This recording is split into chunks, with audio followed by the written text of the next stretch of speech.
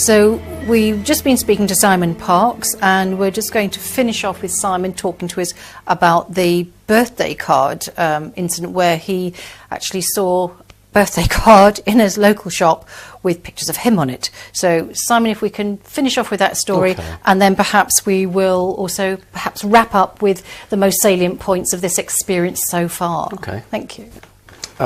Just to finish off with the birthday card, good friend of mine, I won't mention his name, just call him John. He's an ex-Ministry of Defence policeman. He was a dog handler. And he'd had a conversation with me on the telephone regarding my birthday card. We refer to MI5 as the firm. And we had a maybe 20-minute conversation. 2 weeks after that, he was stopped in County Durham by a police officer who said, "I'm arresting you for driving without a driving licence." So John said, "Well, how can that be? I've got a driving licence." And he said, "Well, not according to the DVLA. It was revoked 21 years ago." Oh. So he said, "Well, how can that be? Because 5 years ago I renewed my passport and I had to use my photocard licence." So the police officer obviously wasn't stupid and said to him, "I can see something's not right here, but I have to go by what the DVLA tell me. I should by rights arrest you, but I'm not going to. If you can get another named driver insured to take the vehicle away, I'll let you sort it out with the DVLA." So he phoned the DVLA several times and got no reply. 2 months later, 8 weeks later, he hadn't been able to drive because he had no driving licence apparently. He got a phone call from a young lady from the DVLA who said, "Just phoning to let you know that your driving licence has been reinstated." Oh. So he said, "Oh, that's really good. Why has it been reinstated?" And she said, "I don't know, the computer screen doesn't tell me that." And why was it revoked? Well, that's what he asked, and the reply was, "I'm sorry, the computer screen doesn't tell me that." So anyway, he then didn't phone me. We had a meeting for something else, and he came out of the house first off and took me aside, and he said, "Look," he said, "Simon," he said, "I piss them off, and I get my driving licence taken away for 2 months. You piss them off, and you get a birthday card." And I said, "Well, you've either got it or you haven't." But the sad thing is from that now that he no longer wants to telephone me because he's obviously aware that the line's been listened into. He won't phone me. It doesn't want to come to the house anymore. But we have meetings on other issues when there are other people. Yeah. And it's just very sad that what was a good friendship has now been forced because of outside influences. But it just shows how things are manipulated. And it does impact on... Oh, of course it does. And he's now very frightened because his business, he relies totally on the car. And if they've taken it away once, they'll take it away again. So it was a warning, and he's... Yes, he took it as a serious warning. Definitely. And how would you... So you've had a good few years of experience now of all this interaction. How would you say it's impacted on your general domestic daily living? Academically, it's had a terrible effect on me. I don't have a university degree, and I'm sure if I hadn't been interacted, I probably would have had a reasonably good academic background. However, the positive side, my ability to interact with people. That's why I got into politics. All the jobs that I've had with local authorities, I've managed large teams of people, motivated people, achieved things that others haven't. So from that perspective, it's been enhanced. So do you also feel that you had any particular accenting of any abilities or giftings in a higher intuitive perspective or manner? Oh, very perhaps? Long words. Yes, I don't know quite how to put it succinctly, really. Well, I mean, I can bend knives and forks with my mind, but unfortunately, apart from going into a circus, it doesn't really do you any good. It doesn't pay the bills. No. I think what I would say is that the advantage has been to a wider learning, a wider understanding that the crap that is told to the mass population just isn't true. Yes. I have seen beings from another dimension, and I know that what we're being taught in school is wrong. Yeah. The problem is that you have to try and cope with this. You have to, when you try and find someone to talk to, there isn't anybody. It's something that people will run shy from. And so you tend to think, well, I'll hide it. I'll internalise it and I'll hide it. And I said during the earlier interview how I rationalised things away to try to cope with them when I was much, much younger. But the only reason that I'm competent to sit here and talk to you is because those experiences have been positive, in as much as, to my knowledge, I haven't been physically abused. When I've asked them a question, I've had an answer. They've actually asked me before they've done something. So if they want to do something, they'll say, can we do that? Do we have your permission? So I've never felt a victim. And also you mentioned earlier on as well some relation to your wellness, your well-being, that they said that it will always... Well, I mean, there's one, I don't know if you've got 2 or 3 minutes, I'd just like to say in 1969, I was 10 years old, and my best friend had come to the house, and my human mum was at work, and we were playing at the back of the house, and it was an old Victorian house and a concrete drop. And I always remembered I lost my balance on this. I have no recollection of falling, no recollection of hitting the ground at all. But all I ever remembered until recently was, next minute, was standing by my bed, pulling my bed covers back and saying, oh, I don't feel very well, and getting into the bed. And my friend, who had gone running in to get help, of course nobody was in the house, came running out and saw me and was running at full pelt and stopped. And what he said was that when I was on the ground, he was calling me and I wasn't speaking, and he said, I thought you were unconscious. And he said, how did you sort of get yourself up? The memory I've had back, I remembered the moment that I lost my footing. I have no recollection of falling or hitting the ground, but the next thing I know is a crow, a big black crow, huge crow, flying towards me. And I'm thinking, don't land on me because you'll crush me. You're such a big... And it flies down, and then its wingtips come round and it like picks me up. It tucks its wingtips under me, under my back, and then lifts me up. You know, like you would hold something like that. And it flies off with me, but it doesn't flap its wings because it's holding me like that. And the next thing I remember are the 2 Mantis doctors over me working. Now, normally when the doctors are doing something, they're quite like this. They're quite taking their instruments. But these ones were going like this. They never panic, but it was really... And I said to them, what's happened to me? And very matter of fact said, you died. Oh. And I said, I died? He said, yes, but don't worry, we will return you. And the next memory, I'm back at the bed, pulling the bedclothes back, I don't feel very well. Now then, in 2009, when I was teaching a pupil, a stupid woman went into the back of us, and I hurt my hands and a bit of whiplash. So off to hospital, and X-ray, and the doctor says, oh, you're all right, it's just soft tissue damage, but I'd like to talk to you about the damage to your spine. How did that happen? So I said, what damage to my spine? And she was quite nonplussed and says, you don't know about that? And I said, no, what damage? And she says, well, you didn't go to hospital then? I said, no, what damage? She said, well, we usually see severe damage to the spine with heavy contact sports. Have you played rugby? No. I said, I've never played rugby. By this time, I'm more worried about... I said, no, I haven't. Said, well, what sort of damage? And she says, well, it's all right, it's old damage. It's healed now. I said, yeah, but what is it? She said, your spine was broken, but has snapped in half, but has healed. I said, there's nothing we can do for you. And she said, are you sure that you don't remember this? And I said, no. And she said, well, not to worry then. And do you get any back problems? Or no, not at all. Now, what I should do under freedom of information is write to James Cook Hospital and ask for that X-ray. You should. That would be very interesting as evidence. Yeah. And I now think that was caused because of that. But my friend Malcolm, who said to me, you know, you weren't moving, I was shouting my name, you weren't speaking. And he said, how did you get to the bed? How did you get up? And it was about for 40, 50 feet down there. And so you said how it's changed me. It doesn't make me grateful of them because they only do what they want to do. And it suited them. You know, I'm not a fool. They call the shots from that perspective. But whatever it is about me that interests them, it's enough for them to do that. Yes. Yeah. It's enough for them to do that.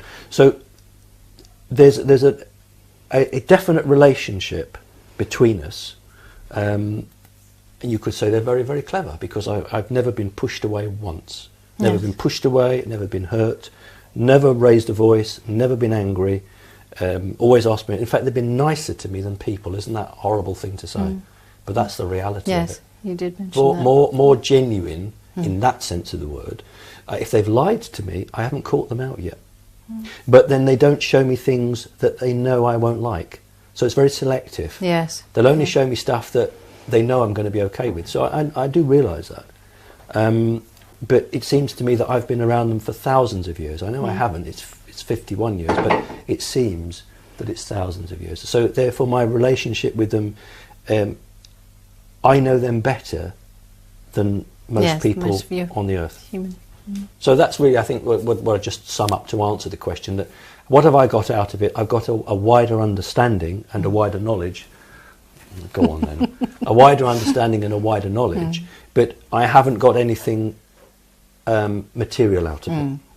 And the book that you're writing, just to wrap up, because I would like to bring in a friend that we've got visiting who's Win Keach, and I hope that he'll stay for some chat and discussion, well, I hope so, which would be great. But are you doing that on from their suggestion, or is this some impulse within you since you've come to a sort of certain path in your life, or I have no knowledge of them saying I need to do it, but I really feel driven to do it. Look forward to reading it. I feel I have to do it. Yes, well, hopefully it'll be out early next year, so fingers crossed. Fantastic. And let's hope you'll be able to speak at it at an AMASH conference. Oh, too. yes, that would be fun, wouldn't it? Well, let's invite Win let's do that. to come and join us. So we have a guest with us who's joined us, Win Keach, and we're going to have a chat with him about some of his experiences and information, not necessarily as a contactee, but certainly someone who's been in the field of research for many years. Yes, in the field is definitely a good pun. Yes, I spend most of my time up to my knees in rainy, wet cornfields, filming things in the pitch darkness. That's probably the thing I'm best known for. But what a lot of people don't realise is that 20 years previously, I'd also been a very active UFO researcher and photographer and investigator, with quite a degree of success, which has helped me make better understanding of the crop circle phenomenon, which obviously is something that's peripheral to it initially, but actually turns out to be driven by the same kind of relationships with non-corporeal entities that you tend to find in the UFO environment.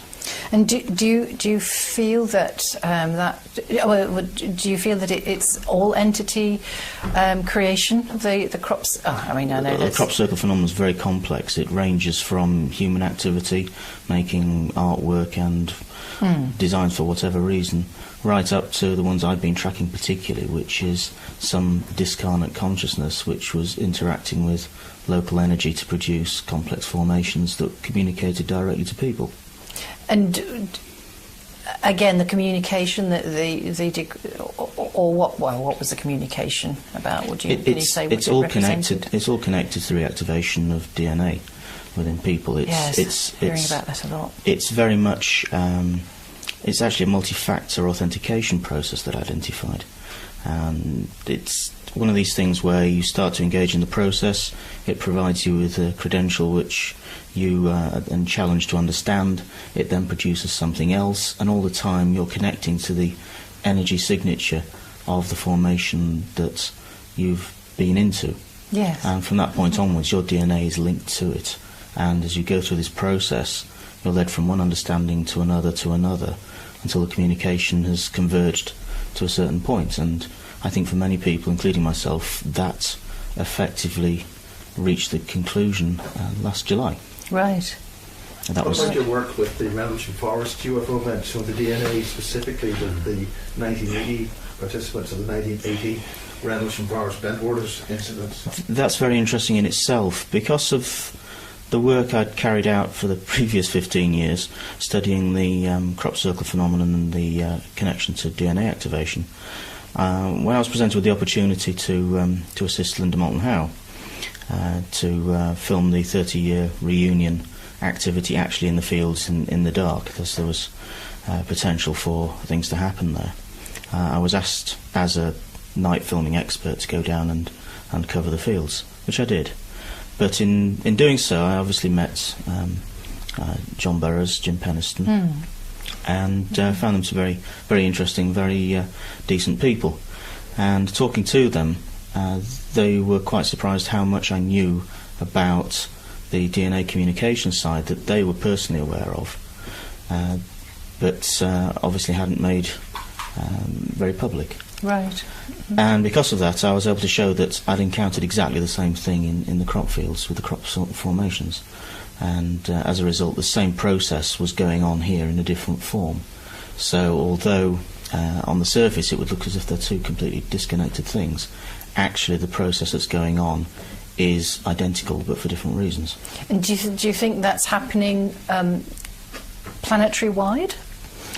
Yes, and I think at various levels. I think there are many external influences now that are using this window of opportunity to access human DNA as it is now, before there are any significant changes internally to it, so that they all have their own agendas for either rejuvenating their own gene pool, because we share common genetic material from our long history in this planet, and also for forward hybridization, so that they may be able to enter this reality in a corporeal form.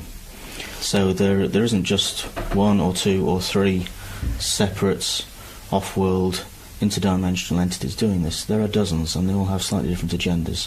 And also on another sort of maybe slant or level, do you think there is also the element that the DNA, as it becomes more activated or light encoded or whatever that process is, that there is then what is becoming known as the ascension process going on? Now, whether ascension means that we just are able to access higher frequency realization of whom we are. Yeah, it's part of that. I don't buy into the full ascension. I know it's a difficult word. I was looking for another word. In that I don't see that you're going to wake up one morning and suddenly the whole world's changed to a different frequency vibration. What's actually happening is that we've gone through a crossroads in this last couple of years, and people that are moving down an evolutionary path where they become able to access higher and higher frequency components are doing so. And that is definitely happening, and this is why entities that are at lower frequency perspectives are trying to access us now, because we're actually starting to recede from their reach. Right. But I see that humanity is probably going to split into two fundamental routes. There will be people who won't actually move from the position they are in now, and they will probably start to eventually breed out generation by generation on this planet. Yes, yeah. And the other components of the population, the component that's now positively evolving, are the ones that are going to have access to a wider reality range than we have now. And maybe that feeds in also nicely, Simon, with a lot of what you've been saying and your experiences. Would you say that's what... I think Wynne knows what he's talking about. I think he's hit it right on the head. Yes, absolutely. In terms of my experiences, they've made it very clear that they say to me, you exist on two worlds. So they want my genetic material, particularly for the hybridization. And I do agree that we're not going to wake up one morning, hallelujah. No. It's a period of time, but it's already started. Yes. Yeah. Yes, that's also the way I see it. I see it that, for instance, the species that Simon's had dealings with are one of the type that are looking to our near future, where they'll see that the percentage of our population is going to effectively devolve out of existence. And so there is going to be some capacity within this reality range for people who can exist in both states, to provide genetic material that can be used in hybridization, so that they can take up some of the capacity that's made available. Right. Yeah. No, that really is interesting. Yes, and I think it goes to the question you asked, why is there that capacity? Where will all the humans go? And I mean, that's where it becomes very difficult, a very difficult debate. Yeah. Yes, well, there's lots of different thoughts on that, aren't there? Parallel dimensions, universes, and planets, and bodies, and what have you. But specifically, in what way are you talking about? Are you talking about toxic takeover, soul? I'm saying that if the extraterrestrials wanted to take over, they would have done so.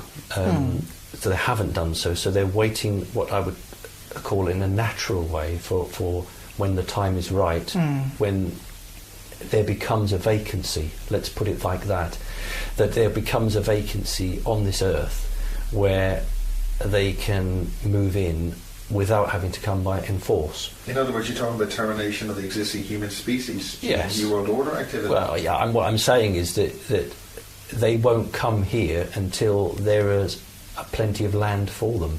Now, So when we've done the job ourselves. What makes that available for them? Well, they're not going to do it themselves. You're hedging on this. Of course I am. Of course I am, because it's what you mean.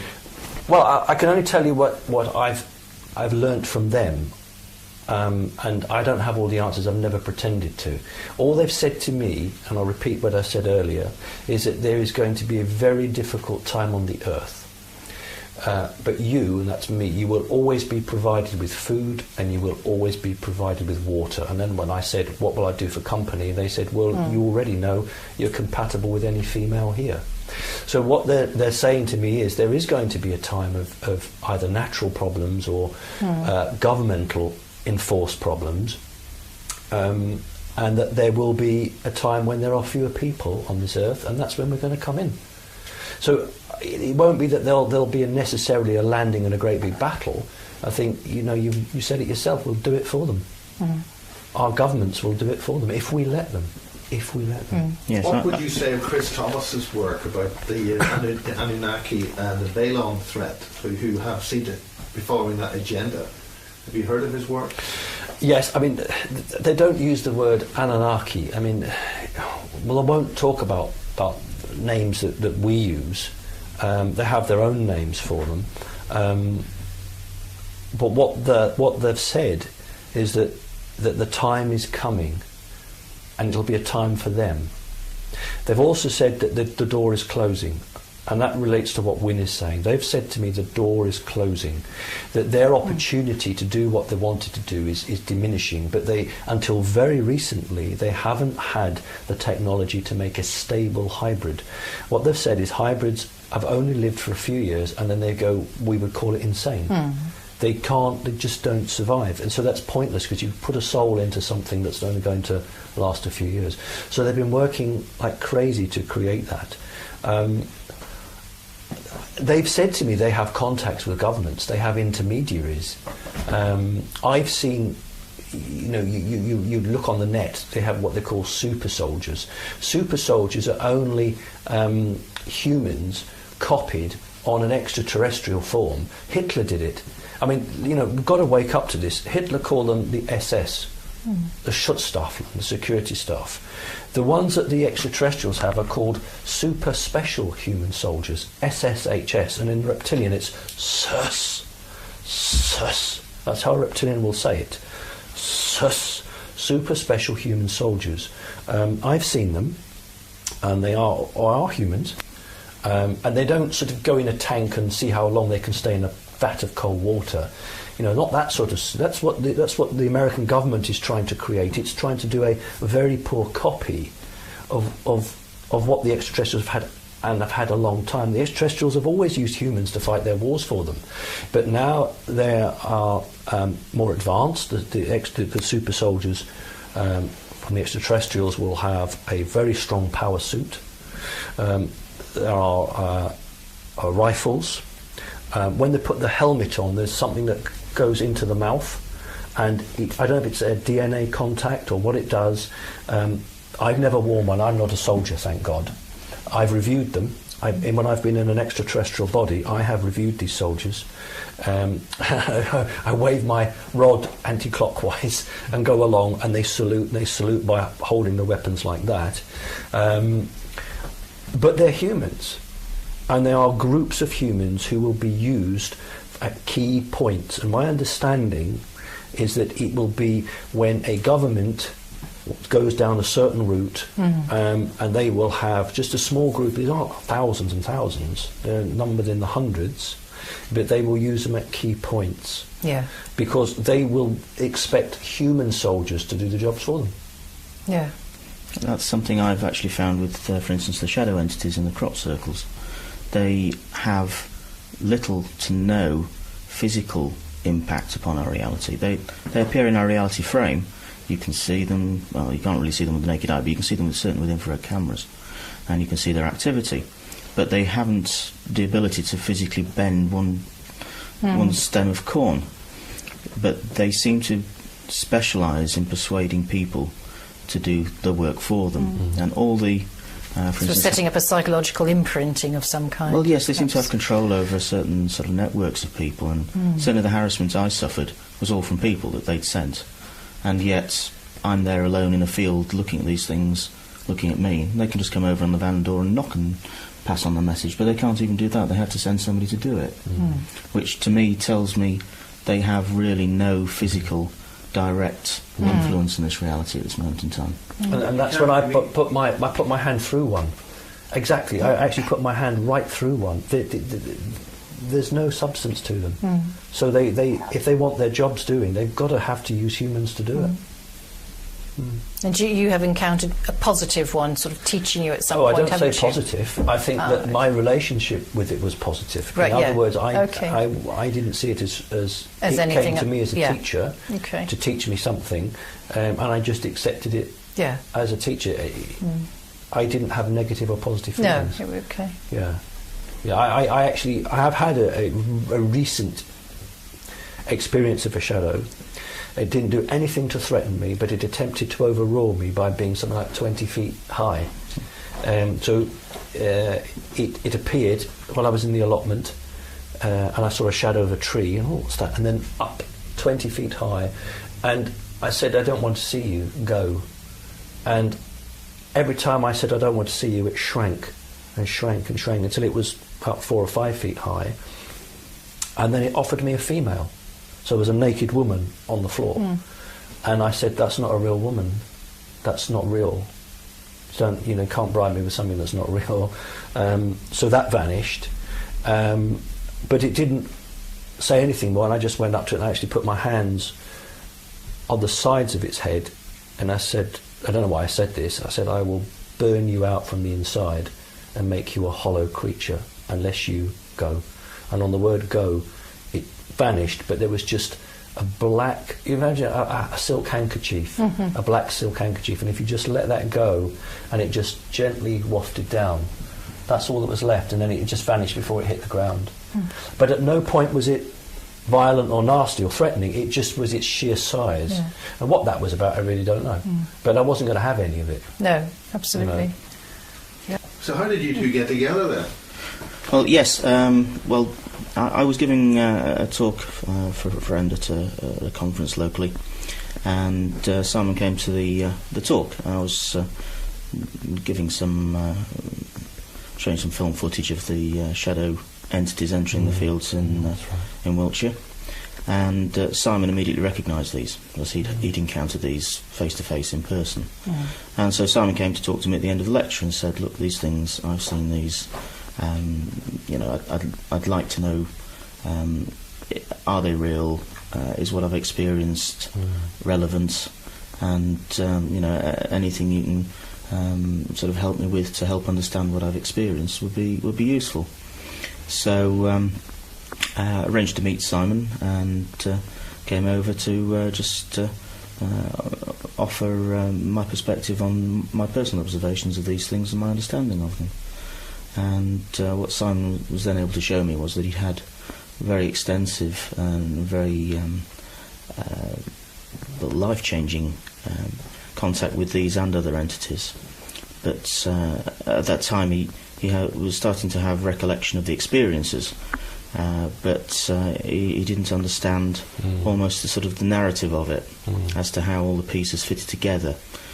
There was no sort of coherence to it. There was just a recollection of this, a recollection of that. He didn't understand what the details meant, and was looking for some kind of pattern or understanding to the details he was recalling. And I was able to quickly recognise what was going on there, but obviously offering Simon just enough for him to understand on his own terms what was going on. I didn't want to lead Simon into thinking things were one way or the other. I just provided the information that Simon requested as he went through this stage so that he could make a better understanding. And I concluded from that what had actually happened was Simon had been approached and identified at a very young age and was put through a series of tests. And this was your initial contact point with these shadow type entities and others. And they were testing him for, first of all, telepathic ability, and then secondly for precognitance. And once they'd established that that he had the capability for both these things, they then went on to further tests, and Simon then escalated through further tests and revision and then some teaching from them, and then obviously came out top of the class.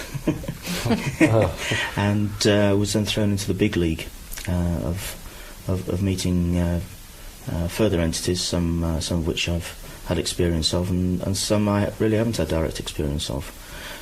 So it really was quite a fascinating personal story that unfolded because of this. What specifics are you talking about in terms of entities, other beings, if you want to talk about that? Okay, Crystal being, that was one, wasn't it? Crystal being is one. Yes, I don't think you mentioned that one, Simon. No, it's into the kitchen, 5 what I call robot greys came in, and then just literally through the window of the wall was a beautiful, like, think of a chandelier, but this had a face, and there were shards of crystal rotating around it. And one of the greys gets me by the hand and pulls me, because I'm not sure I like greys, so I don't really like them, to bring me right underneath this. And obviously some form of communication, and unfortunately I've got no knowledge of any communication. But that was something that Wynne helped me with, to help me to understand. And Wynne's a great researcher. He can go away and do some research and then let me know. But Wynne's right. Sometimes he infuriates me because he doesn't tell me. I'll ask him something, and he's doing it to help me.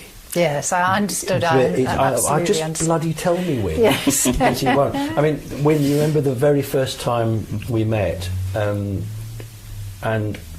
you said to me, "You've been around these creatures so long, you've taken on their personality." Yes. And what it amazed me was that within 2 minutes, no, not even that, within 20 seconds, this man could identify that was the case. Because when he looked at the drawings, he was saying, "Oh, I know what that is. Oh, I know what that is."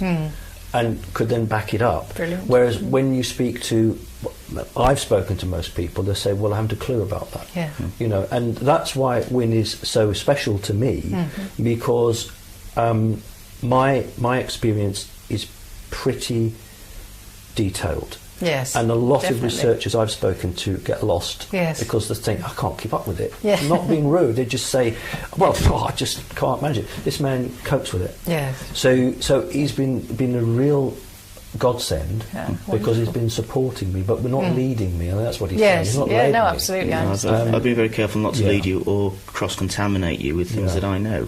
Yeah. Because yours, I think, is a very important story, and it is something that shouldn't be sullied or in any way tainted by any external influence, including myself. So I've been very careful not to do that. It makes me angry sometimes.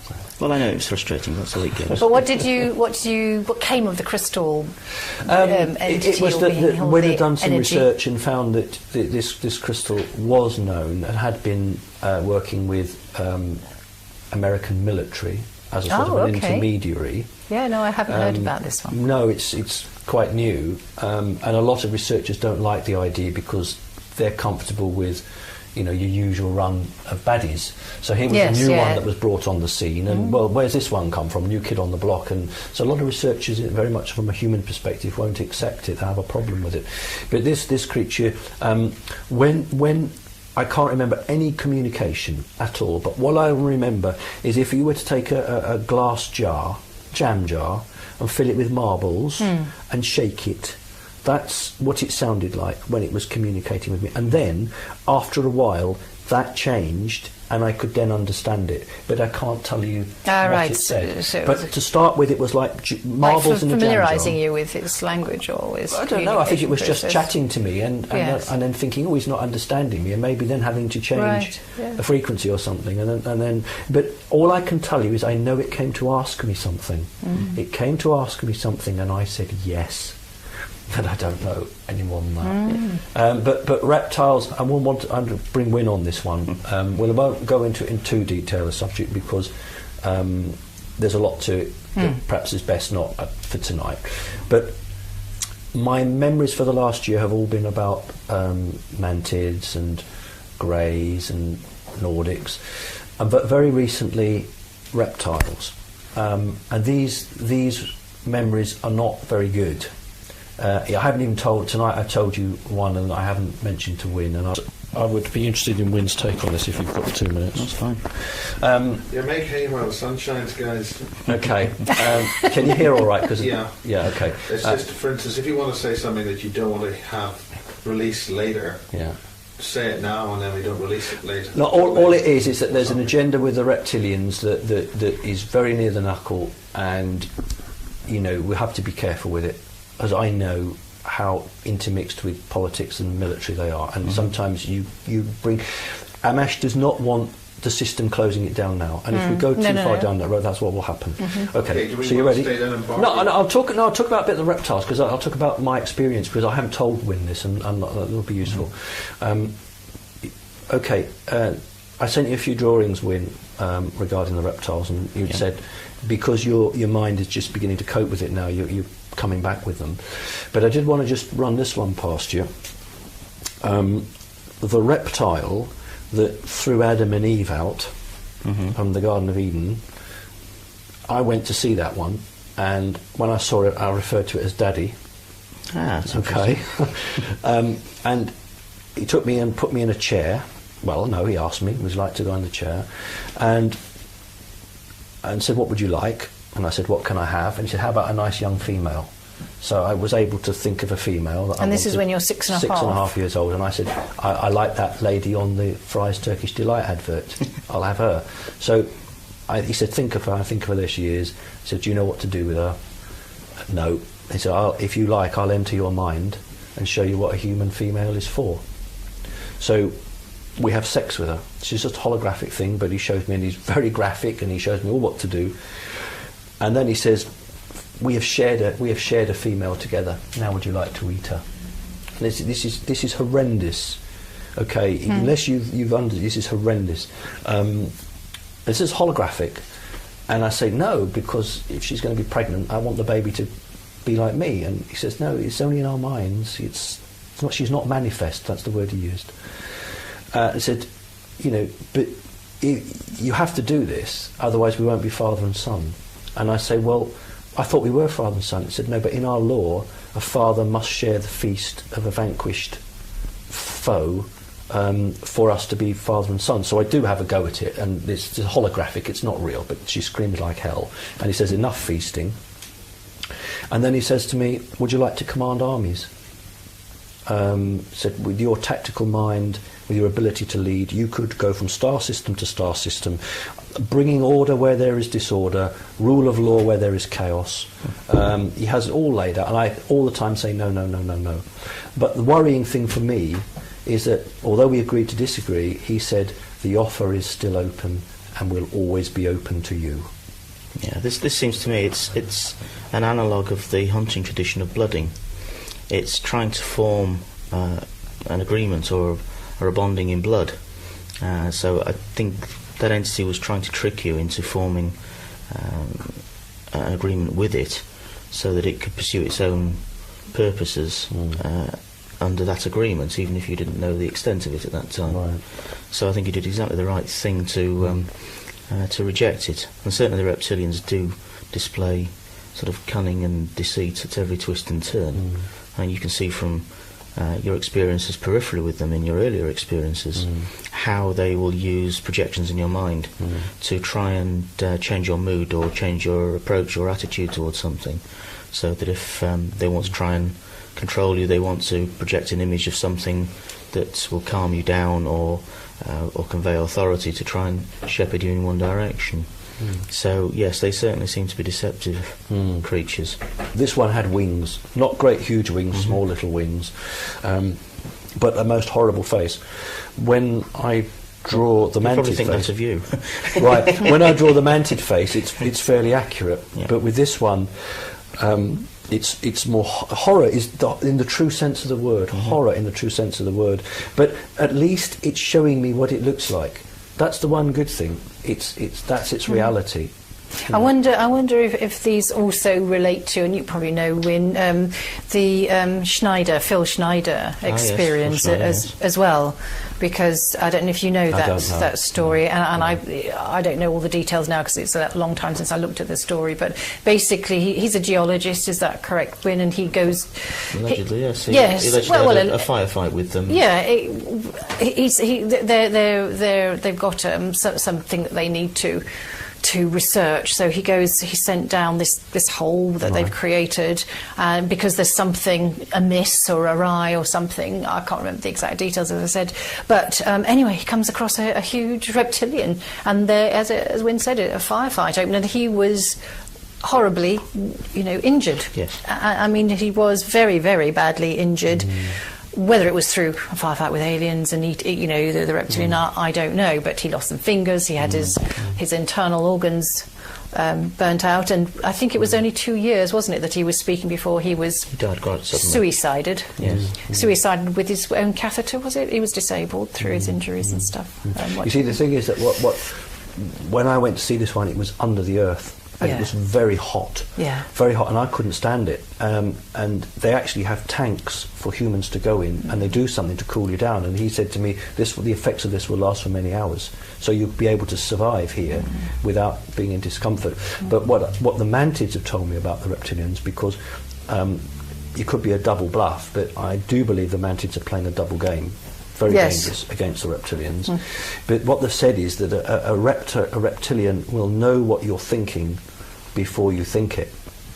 But the Mantids are still very, very perceptive. They're very clever. But what they're warning me, when I'm with them, I have to block. Because if I don't, they'll access. And when I told you when I was on the Mantid mothership, and they were basically saying to me, we don't share information with all of them. And I'm saying, well, you don't share it with the reptilians. And they say, oh, your family, So although they're one group working towards supposedly an overall goal, they are working against each other. But surely with this kind of disclosure as well, or sharing, let's say, that the reptilians will easily plug into this awareness now, do you think? Well, no, because what they'll do is they can there'll be blocks in my mind, so when I'm with a reptilian, they won't be able to access that, because to do so would probably kill me. But generally, I mean that the reptilians will then pick up that the Mantids are doing this double buff game. I think they already know. Yes. Well, that's what I was thinking. How can they not? The reptilians have been here a long time. And the reason that mostly they're under the ground is that they were wiped off the surface of the planet a long time ago, and only the branch that survived is the one that survived beneath the planet. But no, they definitely have their own agenda, and it's not a good one for humanity, because they look on humanity in a rather negative fashion. They see Homo sapiens sapien on this planet as a latecomer that has taken over their heritage, and their technology tends to be biologically based, and they see humanity as a biological source more than anything else. Yes. Rather than an equal playmate in the playfield. No, I understand that. Whereas my understanding of the Mantids is different in that they're not especially emotional creatures. They're quite logical, as you would expect, somewhat insect-like in terms of having a defined hierarchy. But they are also an ancient race, and they seem to have evolved a highly sophisticated culture, and they have their own agenda, and they don't seem to make any bones about it. They want to have at least a portion of themselves have access to the same space that we're in now, and they see the ability to hybridise through people as being something crucial to their future development. And what about folks like, sort of the tall whites that we hear about from Charles That's very interesting. Hall? Yes, I saw Charles Hall in Blackpool when he gave a talk this year. Very charming gentleman, very interesting.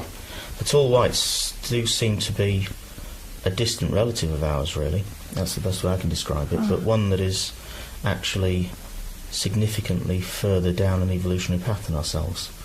They're almost on the balance between physical and the ethereal. Yes, that's the feeling I get, and also I haven't heard of them anywhere else except through the Charles Hall experience. I mean, those specific. I mean, you hear of Nordics, but I know you mentioned Nordics. Not that we've spoken about it much tonight, but but the tall. I thought you know, that's very intriguing, because also they're very private and independent. They're very private, but they're also using our resources. Physically real within our reality. Yes, absolutely. And they're actually very... and aggressive, well, to a degree. Well, protective, perhaps, is a better Well, word. I think they are assertive, I would say. I wouldn't say they're aggressive.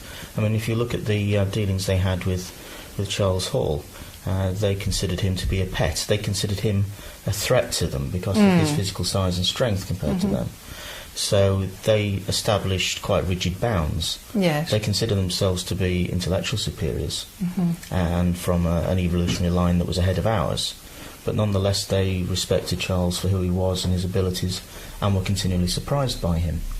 And as a result of that, Charles effectively became a fantastic ambassador for humanity, because they then saw through him the potential in humanity that other species just haven't. Yes. Yeah. No, that was a really intriguing one. You were saying about the Nordics, Simon, but we didn't mention it in our previous discussions or chats. How have they interfaced with you, and perhaps Wynne as well, if you have something to say I haven't about seen those? very many of them. I mean, everyone seems to, when you talk to them, want to know which ET is on top, who gives the orders, and it seems to be, people seem to be really wound up about that. All I can tell you is that the few Nordics I've seen have worked with, but I've never had an instruction or Nordics. I've seen them in the background, but they've never actually come up. And the ones I've seen have been in the school in space, where one was a teacher, and he is obviously very human looking. Yes. So I reckon that's why he was in that role, because the children there from age 5 to about 11 or 12 could relate to him. And I would say, yes, I would say he was fairly spiritual. I'd say compared to the others on the ship, I'd say he had more spirituality about him. But this was the spaceship that weren't any reptilians on. So it was just Mantids and Greys and Nordics. I've never seen a Nordic in the same area as a reptilian. I don't think you will. Never. But I've seen Mantids and Nordics quite close together. Yes, the Mantids are sort of a Switzerland of species, and they're relatively neutral but have their own objectives, and so they don't really annoy anybody sufficiently for anybody to become aggressive towards them, and yet they have behind the seemingly small exterior, formidable fortifications that they can bring into action. Yes, they're quite interesting. It's also, I think, an interesting observation that even if you see a Nordic, it could be very complex as to exactly what kind of Nordic that is and what the situation is there and why they're there. In the same way that if you saw a full human, which you have experienced humans on these ships, Yes, and knowing where they're from, what their objective is equally complex. And I mean, I understand a lot of things from my research over the last 25 years, but I still don't understand humans on this planet. So, and there are good and bad in humanity wherever you go. There are some of the greatest spirits in the universe are human, in terms of, their emotional and loving components, and yet some of the most evil, despicable people in the whole galaxy. So I can pick up on what Wynne said, on the experience where I saw the 5 human scientists. The lead scientist wasn't telepathic. He was British, he had a very upper class accent. But the female was American, she was telepathic, and so she was communicating with the extraterrestrials and then verbalising what had been discussed back to her boss, as a boss of the scientist. And it was very interesting that these two were more comfortable around the extraterrestrials than the other 3, who were obviously top scientists. And like I say, it just wanted to get the hell out of there. But they were not part of it. But I could see that this senior guy, he was in his 50s, and the young woman, say in the 30s, they clearly had, it's like Laurel and Hardy. She'll do the conversation and report back to him, and he's got to trust that woman that what she's telling him is truth. Very interesting.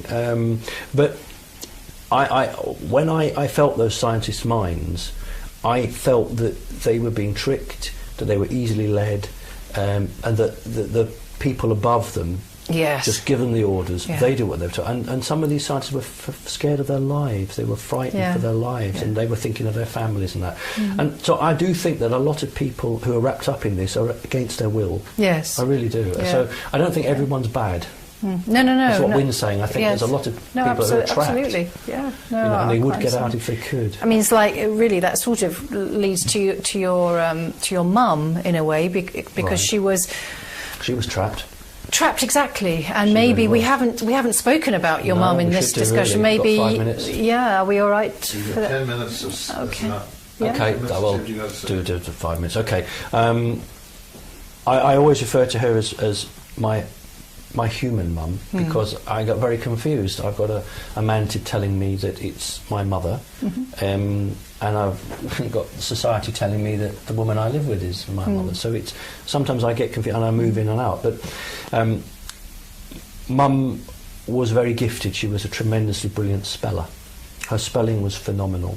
Her dad was... Did that come down to you as well? No. Well, it might have done, but by the time the shadow being had done what it did to me, my educational ability went right down. Okay. But Mother came from a blue blood background because my grandfather was a British consul, high-ranking diplomat, OBE, CBE. He uncovered corruption in one of the Conservative prime ministers, and they offered him a knighthood, but he refused. He was a Mason, but bought himself out of the Masonic circle. He was... I always get confused with the kings. Which was the king that was going to marry Mrs. Simpson? That was Edward VIII. Yes. Eighth, right. Well, what my grandfather told me was that the Prime Minister said, we've got a problem here, we can't have this man, but we'll form a jury of 12 men and who will decide whether the king stays or goes. And my grandfather was one of them. And my grandfather was in India, and he said it was a telex in those days, or a telegraph or something. Yeah. And the question was, should the king go or stay? And grandfather told me that he said the king's got to go. And the votes were 10 for him to go, 2 for him to stay. And my grandfather was one of those men that decided whether this guy was to be King of England. That's how powerful he was. Yeah. And then when he left his role, they bought him, you'd be interested in this, they bought him lots of stocks and shares in Rolls-Royce engines, lots of stuff to buy him off, and then said, would you like to be in the United Nations, would you like to be an ambassador? And he was in the United Nations. He's actually the youngest Sergeant Major the British Army's ever had. I think he was 17 in the First War. So my mother had come from a background that was steeped in that anyway. And one day a guy that she knew from work turned up with somebody else and went into the sitting room, and this guy who was the archetypal white shirt, black tie, dressed in black, sunglasses, says to my mum, get rid of the kid or get rid of the boy. I can't remember which now, just get rid of him. So I go out, but I shut the door, don't fight you two. I'm looking through the keyhole, and this guy just puts papers down on the table. There's a big to in and fro, and I want you to sign these papers. And Mum saying, no, I won't. Big argument. In the end, she does. And the bloke says to her, right, you've now signed the Official Secrets Act. You're cleared to a very high level. If you tell anybody about this or the work you do, you will be found on a railway line. And then who's going to look after your son? So with that, he walks out. And Mum's sort of talking to this guy that she knows. And basically he then starts turning up with documents. He's a translator, and they're all in German, and they have either secret, top secret, very top secret stamped on the top in red ink, or in purple ink, extremely top secret. And who was she working for? Oh, MI5. I presume MI5 at the time. At the time, MI5, but it wasn't. They managed the situation. But what this guy, I'll give you his name because he said it's not his real name, Paul Dunlop, said it's for the NSA. Right. You're working for the NSA, but via MI5. And a group of German scientists who weren't spirited away to America, who elected to stay in what was then West Germany, Yes. and elected to stay with their government, but it were all managed by MI5. And so the German government was allowed to stamp the eagle on it and put Berlin on it, but that to save face, but that wasn't for them. It came away and it was shared in Britain and America. And this group of scientists were specialists in a particular field where most of the scientists were in America, but there were some fields they were lacking. But here was this group, and so they would have staff. And these documents, what would happen is Mum would work at home, and she officially sort of gave up her job that she already had with a company, but she still got paid for that job. So she used to go in every Friday at 3:30 or 4:30 and pick up wages that she never went into the office for, and this other guy gave her wages as So well. to keep so the she got front 2 going. jobs. Yeah. Well, no, it was a bribery. So we'll give you 2 wages. She was a single Right. parent, and I'll give you 2 wages. And when your work with us finishes, you can go back to your other job. Well, back in the 70s, if you were a single parent, she jumped at it. That's why she did it, I think. And she would go and have a cup of tea or make her lunch, and on her work desk would be this document in German, and then she would have had a what we call a dictaphone, and on a tape, and then Paul Dunlop would have translated it from German to English, and she'd be typing that document, and I'd just read it. And I would sit there and read the documents, and I'd hear her footsteps coming back, and I would run back and do Yes, I something take it else. you read it in secret. She Oh God, didn't know. yeah. Well, When she was having a I don't know. ciggy break or something. Well, maybe she did know. I don't know, but she left them out. And then the thing was, I was never asked for Phil the Official Secrets acting, but this guy Paul Dunlop would start having conversations with my mother, and I'm in the room. And But you'd be what age, more or I would less? be 10, 11? Or? about 11. Yeah. Yeah, about 11. So. And so what subject matters were... Well, the first one would be when she's sort of saying, well, this is the first day, is this true? And he's saying, well, I knew you'd be like this, because he's obviously done it before, he knew you'd be like this. And she's saying, yes, it is all true. And when she's asking questions about extraterrestrials, he's been very, very... won't go down that road.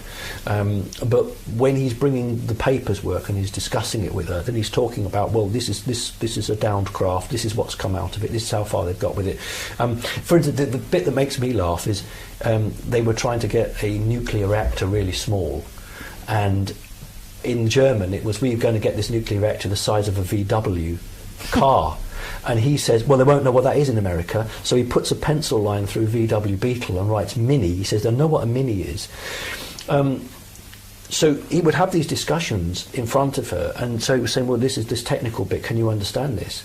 And he was saying, well, when you're going towards the speed of light, you can't send information down cables because it'll never reach the computer. So you have to send it in pulsed light down fibre optics so the computer can get it. And he's saying to Mum, do you understand that? Because when you're typing this out, unless you understand this concept, this won't make sense. Yes, it won't. Yeah. So, and he's chatting away like this to her, and and he was a RAF pilot. He used to fly Lightnings. Was he British? I can't answer that. I don't know. He had an English accent, Right. but he going to laugh, blue eyes, blonde hair. He was about 6'3", and he used to teach karate, and he was really, really quite an amazing character. And he was above the law because he would do things which he would be arrested for, and within 20 minutes he was always released from prison. He had his own private aeroplane, he had his Formula 2 sports car, he had his own MG4, and this was a really interesting character. And whenever Mum was working on what he called the purple group, these are the purple documents, the most secret documents you can get, extremely top secret in purple, there would be a GPO van parked 24 hours a day right outside the house. And on one occasion a travelling salesman knocked on the door to try and sell Mum some, cleaning cloths and that, and they were straight there, and they said to Mum, do you know where the telephone lines come into this building? He said, no, I don't know. And they just stood there watching him, and when they'd gone, Mum turned to me and said, I never want another man in this house, because she never had a boyfriend, she never remarried. She said, but it's nice to know we're being watched. So she knew that, and I can't swear, but she used to call them the purple FUCKER. Oh, not another purple FUCKER. Oh, God. Because she just became manic. She knew the content of these about alien spacecraft that had been brought down. He never said how they came down, what was being taken out of them. Were these in England as well? Oh, all over the world. The Americans, all Americans go and get them. The Americans get them and they go to America, and then the America decides, right, well, what can we do with this? What can we do with that? And what Paul said of the human race, he said the human race are absolutely brilliant at taking something apart. Brilliant. And they know what it should do. They just can't quite make it do it. And he said, if you think of 100%, he said, what we've got here is only giving us 10% of what they're capable of. But that 10% puts us hundreds of years. And, it was...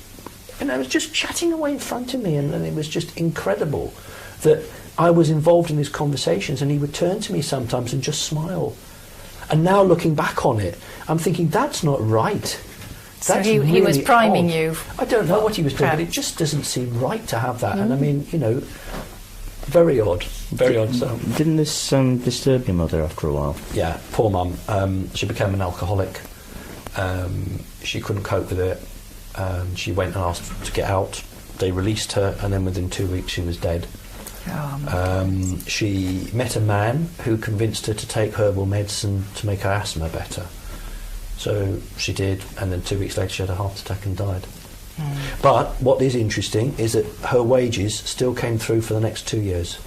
Oh, really? Yeah, I still got her wages for the next 2 years. And then when I decided to leave, you don't even know this, Win, when I decided that I was going to leave Brighton and come to London, I got an offer for another job, I was going to do it. The day beforehand, I got an envelope through the door with £2,000 in used notes. And a little type, and it's been typed on a golf ball. Do you ever remember the golf ball? And it said, "Don't look back, Dick Whittington." Wow. That's what it said. Don't look back. And Dick how Whittington. old were you when your mum went? When I she was passed? 18 and a half when she died, So something like that. So quite young still. Oh yeah. No brothers and sisters. No, on my own. So I call that blood money. Yeah. And so they're guilty. That's why I've not had a slap round the wrist, I don't think, because they are guilty for what they did. Yeah. Well, Simon and Win, thank you very much. I My think we've got pleasure. to wrap that up, and that's another really interesting Amash discussion. I think we're going to have a few more of these. Right. Thanks, guys. Thank you. Thank you. Thanks very Miles. Hey! Oh, well done, Miles. And I'm sorry about the cat, but you've got some lovely cat pictures there. Keep them in, don't cut them out.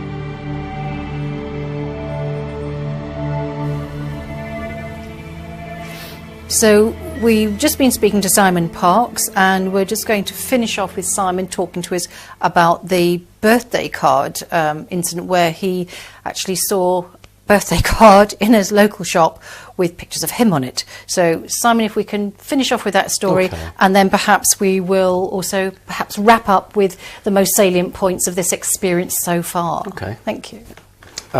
Just to finish off with the birthday card, good friend of mine, I won't mention his name, just call him John. He's an ex-Ministry of Defence policeman. He was a dog handler. And he'd had a conversation with me on the telephone regarding my birthday card. We refer to MI5 as the firm. And we had a maybe 20-minute conversation. 2 weeks after that, he was stopped in County Durham by a police officer who said, "I'm arresting you for driving without a driving licence." So John said, "Well, how can that be? I've got a driving licence." And he said, "Well, not according to the DVLA. It was revoked 21 years ago." Oh. So he said, "Well, how can that be? Because 5 years ago I renewed my passport and I had to use my photocard licence." So the police officer obviously wasn't stupid and said to him, "I can see something's not right here, but I have to go by what the DVLA tell me. I should by rights arrest you, but I'm not going to. If you can get another named driver insured to take the vehicle away, I'll let you sort it out with the DVLA." So he phoned the DVLA several times and got no reply. 2 months later, 8 weeks later, he hadn't been able to drive because he had no driving licence apparently. He got a phone call from a young lady from the DVLA who said, "Just phoning to let you know that your driving licence has been reinstated." Running at full pelt and stopped.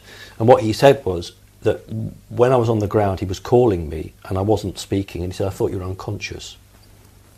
And he said, "How did you sort of get yourself up?" The memory I've had back, I remembered the moment that I lost my footing. I have no recollection of falling or hitting the ground.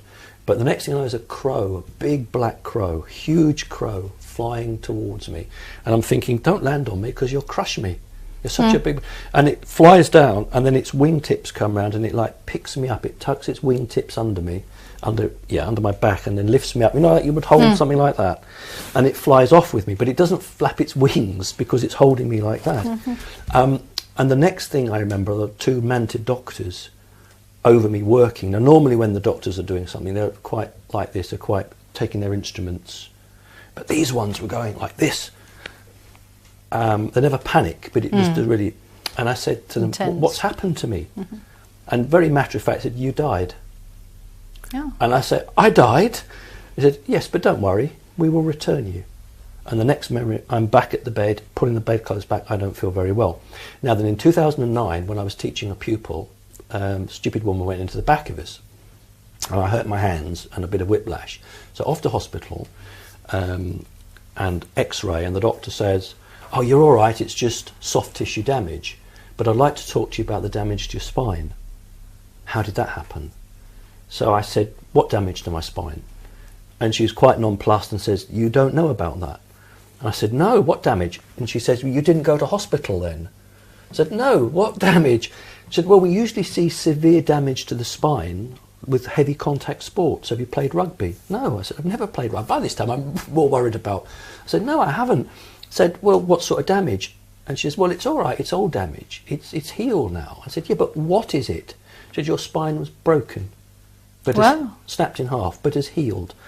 I said, "There's nothing we can do for you." And she said, "Are you sure that you don't remember?" So I Oh. said, "Oh, that's really good. Why has it been reinstated?" And she said, "I don't know. The computer screen doesn't tell me that." And why was it revoked? Well, that's what he asked. And the reply was, "I'm sorry, the computer screen doesn't tell me that." So anyway, he then didn't phone me. We had a meeting for something else, and he came out of the house first off and took me aside, and he said, "Look," he said, "Simon," he said, "I piss them off, and I get my driving licence taken away for 2 months. You piss them off, and you get a birthday card." And I said, "Well, you've either got it or you haven't." But the sad thing is from that now that he no longer wants to telephone me because he's obviously aware that the line's been listened into. He won't phone me. It doesn't want to come to the house anymore, but we have meetings on other issues when there are other people. And it's just very sad that what was a good friendship has now been forced because of outside influences. But it just shows how things are manipulated. And it does impact on... Oh, of course it does. And he's now very frightened because his business, he relies totally on the car. And if they've taken it away once, they'll take it away again. So it was a warning, and he's... Yes, he took it accepted as that a warning. serious warning. Definitely. And how would you... So you've had a good few years of experience now of all this interaction. How would you say it's impacted on your general domestic daily living? Academically, it's had a terrible effect on me. I don't have a university degree, and I'm sure if I hadn't been interacted, I probably would have had a reasonably good academic background. However, the positive side, my ability to interact with people. That's why I got into politics. All the jobs that I've had with local authorities, I've managed large teams of people, motivated people, achieved things that others haven't. So from that perspective, it's been enhanced. So do you also feel that you had any particular accenting of any abilities or giftings in a higher intuitive perspective or manner? Oh, very perhaps? long words. Yes, I don't know quite how to put it succinctly, really. Well, I mean, I can bend knives and forks with my mind, but unfortunately, apart from going into a circus, it doesn't really do you any good. It doesn't pay the bills. No. I think what I would say is that the advantage has been to a wider learning, a wider understanding, that the crap that is told to the mass population just isn't true. Yes. I have seen beings from another dimension, and I know that what we're being taught in school is wrong. Yeah. The problem is that you have to try and cope with this. You have to, when you try and find someone to talk to, there isn't anybody. It's something that people will run shy from. And so you tend to think, well, I'll hide it. I'll internalise it and I'll hide it. And I'd said during the earlier interview how I rationalised things away to try to cope with them when I was much, much younger. But the only reason that I'm competent to sit here and talk to you is because those experiences have been positive in as much as, to my knowledge, I haven't been physically abused. When I've asked them a question, I've had an answer. They've actually asked me before they've done something. So if they want to do something, they'll say, can we do that? Do we have your permission? So I've never felt a victim. And also you mentioned earlier on as well some relation to your wellness, your well-being, that they said that they were always... I mean, there's one, I don't know if you've got 2 or 3 minutes, I'd just like to say in 1969, I was 10 years old, and my best friend had come to the house, and human mum was at work, and we were playing at the back of the house, and it was an old Victorian house and a concrete drop. And I always remembered I lost my balance on this. I have no recollection of falling, no recollection of hitting the ground at all. But all I ever remembered until recently was, next minute, was standing by my bed, pulling my bed covers back and saying, oh, I don't feel very well, and getting into the bed. And my friend, who had gone running in to get help, because nobody was in the house, came running out and saw me and this. And I said, no. I said, well, not to worry then. And do you get any back problems? Or No, not at all. Now, what I should do under freedom of information is write to James Cook Hospital and ask for that X-ray. You should. That would be very interesting as evidence. Would be. Yeah. And I now think that was caused because of that. But my friend Malcolm, who said to me, you know, you weren't moving, I was shouting my name, you weren't speaking. And he said, how did you get to the bed? How did you get up? And it was about for 40, 50 feet down there. And so you said how it's changed me. It doesn't make me grateful of them, because they only do what they want to do, and it suited them. You know, I'm not a fool. They call the shots from that perspective. But whatever it is about me that interests them, it's enough for them to do that. Yes. Yeah. It's enough for them to do that. So there's a definite relationship between us. And you could say they're very, very clever, because I've never been pushed away once. Never been pushed away, never been hurt, never raised a voice, never been angry, always asked me. In fact, they've been nicer to me than people. Isn't that a horrible thing to say? But that's the reality of it. Yes, you did mention that. More genuine in that sense of the word. If they've lied to me, I haven't caught them out yet. But then they don't show me things that they know I won't like. So it's very selective. Yes. They'll only show me stuff that they know I'm going to be okay with. So I do realise that. But it seems to me that I've been around them for thousands of years. I know I haven't. It's 51 years, but it seems that it's thousands of years. So therefore my relationship with them, I know them better than most people on the earth. Human. So that's really, I think, what I just sum up to answer the question, that what have I got out of it? I've got a wider understanding and a wider knowledge. Go on then. A wider understanding and a wider knowledge, but I haven't got anything material out of it. And the book that you're writing, just to wrap up, because I would like to bring in a friend that we've got visiting who